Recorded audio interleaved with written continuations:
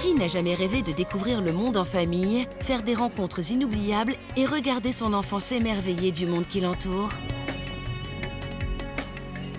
C'est le rêve que partagent Vanessa et Arnaud. Il y a 2 ans, ils décident de tout quitter pour partir à la découverte de l'Asie. Le voyage doit durer 1 an.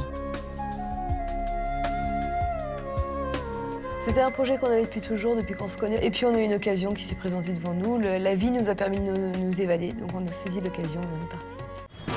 Vanessa et Arnaud ont une petite fille de 2 ans et demi, Louane. Ils ne conçoivent pas de partir sans elle. Ce tour de l'Asie se fera donc en famille. Ce qu'on lui a expliqué, c'est qu'on allait partir 1 an et qu'on allait passer beaucoup de temps tous ensemble et que pendant cette année, on allait pouvoir voir plein de choses et partager de bons moments tous ensemble. Travail, Loulou? Tu fais les bougies? Bien sûr, on a fait attention à la sécurité, aux conditions sanitaires. On a essayé de prendre le maximum de précautions pour qu'elle soit le plus confortable et le plus sécure possible. Mais je pense que les doutes et les questionnements qu'on se pose quand on part dans un voyage au long cours sont les mêmes qu'on parte avec un enfant que sans enfant. Ça impressionne toujours de partir dans des pays qu'on ne connaît pas et au final, tout se passe toujours bien. Normalement. Pour un dépaysement maximal, Vanessa et Arnaud décident de commencer leur périple par l'Inde. Ils rejoignent donc la ville de New Delhi, dans le nord du pays. L'Inde est un pays plein de contrastes et souvent on a un avis radical et assez tranché sur l'Inde. Et beaucoup de voyageurs disent moi j'ai adoré ou très souvent moi j'ai détesté. Et c'est vrai qu'il y a rarement un entre-deux. Donc on s'est dit on va commencer par le plus dur entre guillemets, sans savoir à quoi s'attendre. Et puis je pense qu'après ça devrait rouler. Donc effectivement c'était vraiment un grand choc culturel. Surtout à New Delhi, c'est quand même une grande ville. Tu te prends une grosse claque de bruit, ça roule dans tous les sens. Et puis t'as le truc extraordinaire en Inde, c'est ces vaches qui se baladent partout, que tu retrouves pas dans toutes les villes, mais surtout à New Delhi, t'en as vraiment partout. Tu débarques dans un pays, c'est incroyable. Pour découvrir l'Inde, la famille a choisi de se déplacer en train. Un moyen de transport bon marché et qui permet de prendre le pouls du pays. T'es dans le train, Loulou? Tu sais où on va? Un tour du monde. On se rend vite compte que finalement, prendre au coup par coup les billets de train, ça va pas être si facile que ça parce qu'il y a peu de trains et beaucoup de touristes. Du coup, on décide d'aller sur la gare centrale de Delhi pour réserver en amont tous les trains qu'on va utiliser pour la suite de notre parcours. Pour aller jusqu'à Calcutta, à l'est du pays, il faut compter une 20aine d'heures. Le couple a donc réservé des couchettes. Mais rapidement, il réalise qu'il y a un petit problème. On se retrouve dans le train et en montant dedans, on ne comprend pas qu'il y a quelqu'un sur notre couchette. Alors on va voir le contrôleur, on lui dit mais qu'est-ce qui se passe? Pourquoi on n'a pas de place? On est avec la petite, il est 2 h du matin, on est en plein milieu de la campagne indienne. Pourquoi quelqu'un dort à notre place? Où est-ce qu'on met nos affaires? On n'a pas d'espace. Et là, entre-temps, le temps qu'on arrive à faire ça, le train est déjà parti. Donc on a quitté la gare, on n'a pas de place, on ne comprend pas pourquoi. Et un Indien qui était là en voyage également commence à interagir et discuter avec nous en anglais. Essayer de faire le lien avec ce contrôleur qui ne parlait que indien. Finalement, les choses s'enveniment, puisque cette personne qui, très gentiment, défend notre cause, finit par traiter le contrôleur d'incapable, d'imbécile. Et le contrôleur finit par se sentir vexé de cette situation où finalement on le traite de menteur et puis de personne qui n'a pas bien fait son travail. Il remarque que la date n'est pas bonne. Et donc, lui, ce qu'il nous dit, c'est en gros, vous n'avez pas le bon ticket, moi, ça ne me regarde pas. À la prochaine gare, on vous met dehors. Sauf que là, entre-temps, il doit être 1h30 ou 2 h du matin. On est entre Khajuraho et Calcutta. Et que s'il nous dépose sur un coin d'une gare, sans hôtel, sans moyen de trouver un hébergement, quoi, là, on commence un peu à sentir mal le truc. C'est décidé. Arnaud et Vanessa veulent rester dans ce train coûte que coûte. Mais vexé, le contrôleur ne l'entend pas de cette oreille. Il revient, et là, il revient accompagné de 2 gros Indiens avec turban, grosse moustache et kalachnikov. Et là, il commence à nous remettre un coup de pression, style non, vous n'allez pas rester là, on vous débarque à la prochaine station. Le ton monte, t'as les 2 gros Indiens avec leur turban et leur moustache et leur grosse kalachnikov qui nous regardent d'un salaire.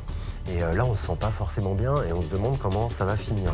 Alors qu'on voulait simplement dormir sur nos couchettes, on se dit ok, on est très capable de rester dans le sas et de passer la nuit sur notre sac, aucun problème. On est prêt à prendre le risque et même à payer une amende parce que finalement, on préfère ça que les conséquences qu'il va y avoir derrière. Mais on n'a pas assez d'argent sur nous. Donc notre sauveur indien, notre petit journaliste, se propose de payer et sort l'équivalent des places de tickets de train.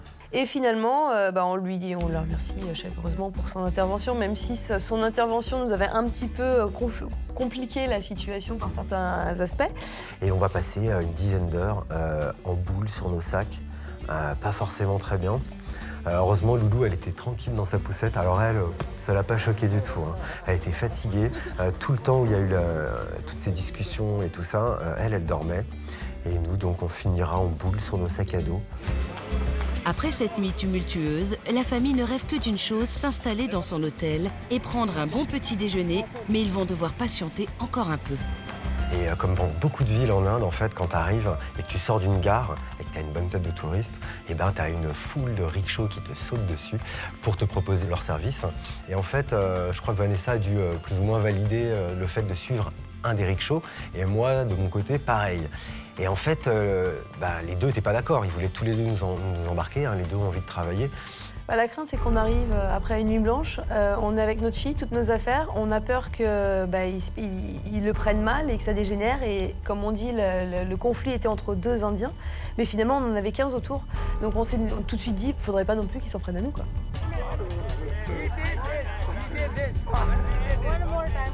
Ils commencent un petit peu à se chauffer entre eux et tout. Vanessa décide de calmer un peu le jeu en disant « Désolé, on n'a pas dû se comprendre, faisons un jeu de pile ou face. Comme ça, au moins, il n'y a pas vraiment de choix à prendre, c'est un peu délicat. » Donc on fait ça. Un des deux rickshaws le prend plutôt avec humour et fait « Ok, vas-y, on fait ça, si je gagne, ok. » Sauf que le deuxième n'a pas vraiment cette même approche.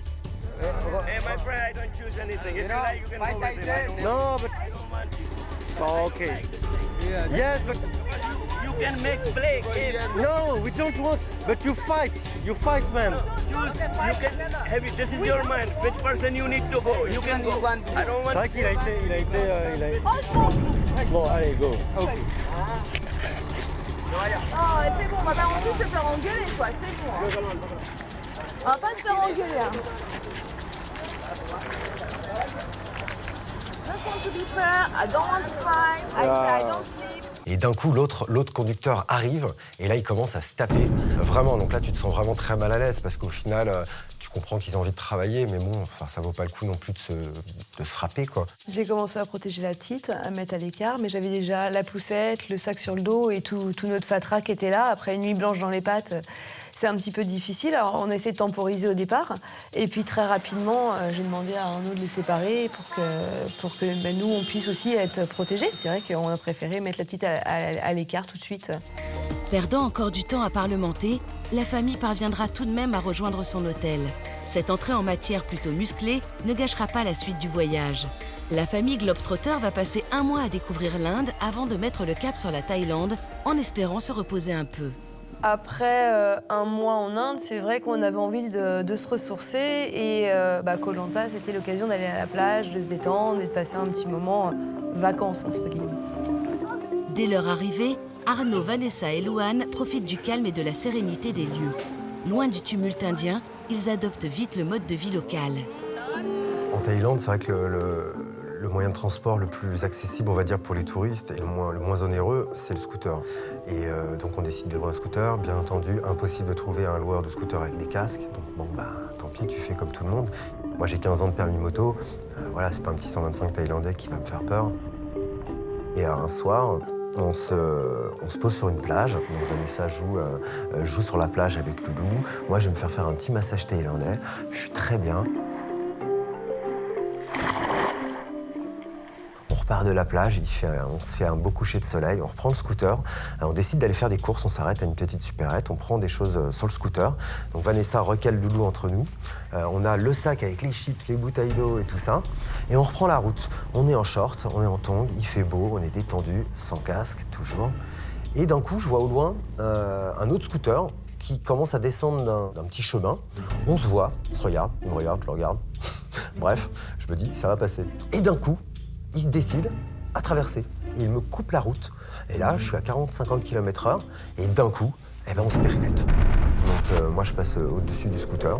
Vraiment un choc frontal, quoi. Enfin, vraiment, voilà, très fort. Et là, en me relevant, je vois les filles par terre. Je vois si tout va bien. Vanessa se lève.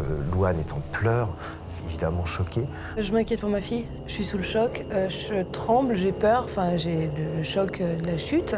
Je me relève et je me dis, mais c'est génial, j'ai rien. J'ai quelques égratignures, rien du tout. Et la petite, surtout, la petite n'a rien. Les courses qu'on avait faites étaient entre nous. Et finalement, le paquet de chips, la bouteille d'eau nous avait protégés, l'avait protégée parce que ça avait rebondi sur elle et elle n'avait rien du tout. Donc soulagée, vraiment soulagée, surtout que la puce n'ait rien et que nous non plus. Et là, c'est une autre... on prend conscience qu'on va tout nous mettre sur le dos. Donc après le choc premier de l'accident, là, on prend conscience qu'on est mal barré. Généralement, sur l'île, en Thaïlande, quand un touriste a un accident, qu'il soit en tort ou pas, c'est lui qui paye. Quand tu vois l'état du scooter avec la fourche complètement pétée, tout le plastique autour défoncé, et qu'on dit qu'on va payer, là, ouais, on pète un peu un câble. Pour arbitrer le litige, Arnaud appelle la police qui arrive sur les lieux en quelques minutes. Finalement, on est convoqués tous le lendemain et on est agréablement surpris de voir la personne qui conduisait l'autre scooter de présent. En fait, c'est un petit jeune qui doit avoir 17 ans, accompagné de sa maman qui n'a pas l'air d'être très contente que son fils ait créé un accident et surtout qu'un enfant ait été mis en danger. Et ce jeune homme, finalement, était plutôt sympathique et se repentit et nous dit pardon. Il nous dit qu'il a fait une erreur et en discutant avec les policiers, on arrive à faire entendre qu'on n'était pas en tort. On aurait été que tous les deux, je pense qu'on aurait payé. Et là, le fait qu'il y ait eu la petite, quelque part, ça nous a, je pense, un petit peu sauvés. Et la maman a eu très peur pour l'enfant et l'a regardé, il a bien surveillé qu'elle n'avait rien. Et finalement, le jeune homme a reconnu son tort et a dit qu'il allait payer les réparations du scooter. Donc on est très chanceux, on a eu beaucoup de chance sur ce coup-là. Et c'est vrai que ça aurait pu très mal se terminer. J'ai refusé de reprendre un scooter derrière. Se tirer de cet accident avec seulement quelques égratignures ressemble à un petit miracle. Pour Arnaud, ça ne fait pas de doute. Alors je sais pas si c'est ça qui nous a protégés, mais 2-3 jours avant, on avait croisé un moine dans un petit monastère dans la campagne thaïlandaise. Et ce moine nous avait offert des petits colliers, vraiment plein de tendresse. Il en avait offert un à Louane, un à Vanessa et un à moi. Et en nous souhaitant bonne chance et en tout cas plein de belles choses pour notre voyage dans son pays.